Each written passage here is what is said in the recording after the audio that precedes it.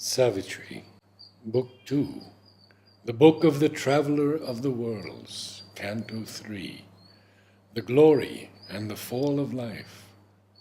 Awake with the cry and stir of numberless souls, arisen from the breast of some deep infinite, smiling like a newborn child at love and hope. In her nature, housing the immortal's power, in her bosom, bearing the eternal will, no guide she needed but her luminous heart. No fall debased the Godhead of her steps. No alien night had come to blind her eyes. There was no use for grudging ring or fence. Each act was a perfection and a joy.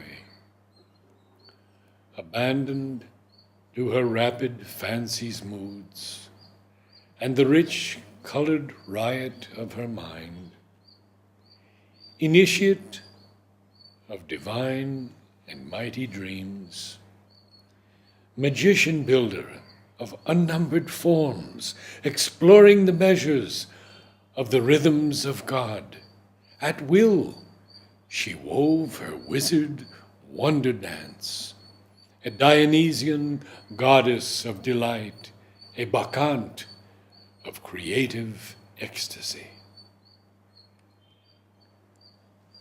This world of bliss he saw and felt its call, but found no way to enter into its joy. Across the conscious gulf there was no bridge. A darker air encircled still his soul, tied to an image of unquiet life. In spite of yearning mind and longing sense, to a sad thought by gray experience formed, and a vision dimmed by care and sorrow and sleep, all this seemed only a bright, desirable dream, conceived in a longing distance by the heart of one who walks in the shadow of earth pain. Although he once had felt the Eternal's clasp, too near to suffering worlds his nature lived, and where he stood were entrances of night. Hardly, too close beset by the world's care, can the dense mold in which we have been made return sheer joy to joy, pure light to light.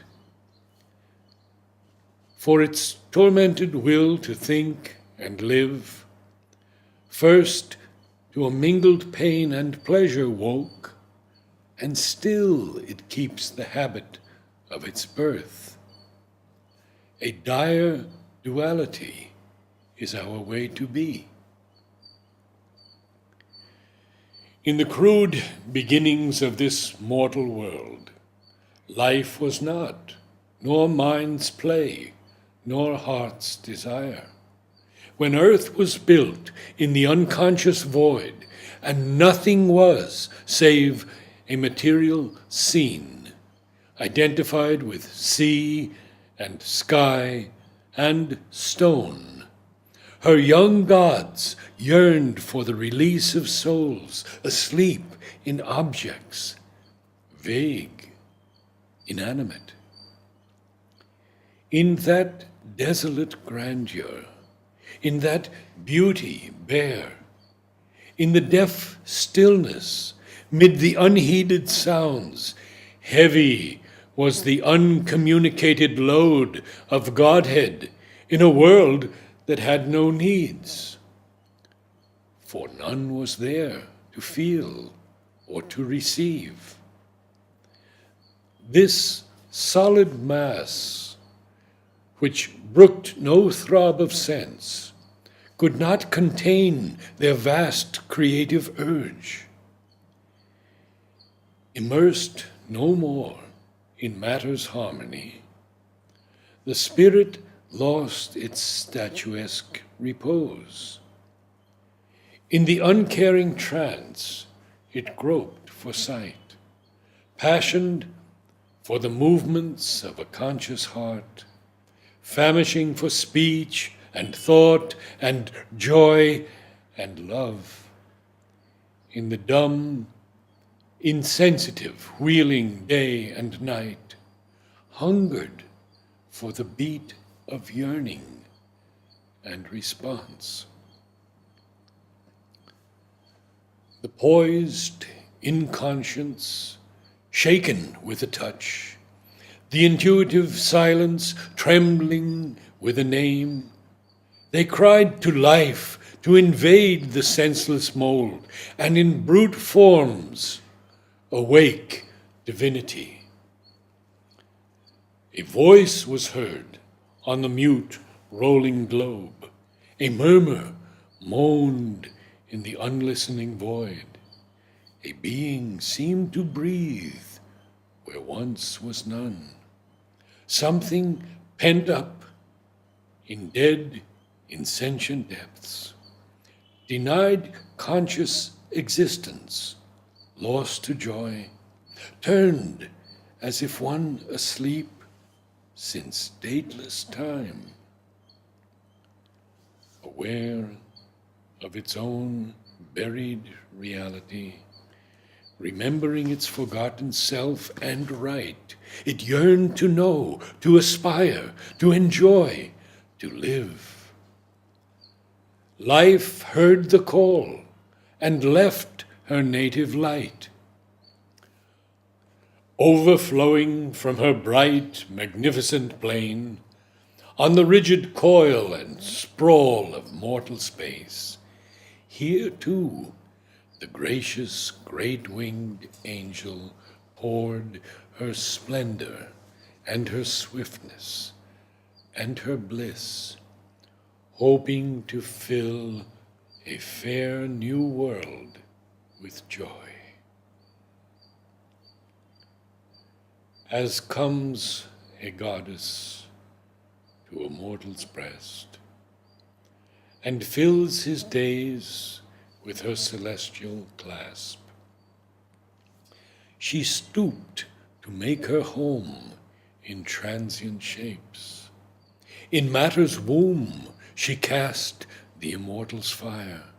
In the unfeeling vast woke thought and hope, smote with her charm and beauty flesh and nerve, and forced delight on earth's insensible frame. Alive and clad with trees and herbs and flowers, earth's great brown body smiled towards the skies. Azure replied to azure in the sea's laugh. New sentient creatures filled the unseen depths.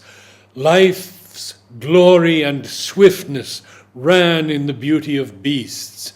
Man dared and thought and met with his soul the world. But while the magic breath was on its way, before her gifts could reach our prisoned hearts, a dark, ambiguous presence questioned all.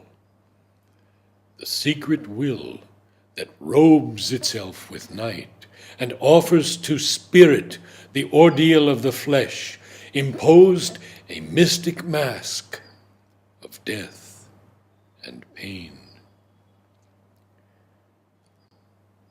Interned now in the slow and suffering years, sojourns the winged and wonderful wayfarer, and can no more recall her happier state, but must obey the inert, inconscious law, insensible foundation of a world in which blind limits are on beauty laid, and sorrow and joy as struggling comrades live. A dim and dreadful muteness fell on her. Abolished was her subtle, mighty spirit, and slain her boon of child-god happiness, and all her glory into littleness turned, and all her sweetness into a maimed desire. To feed death with her works is here life's doom.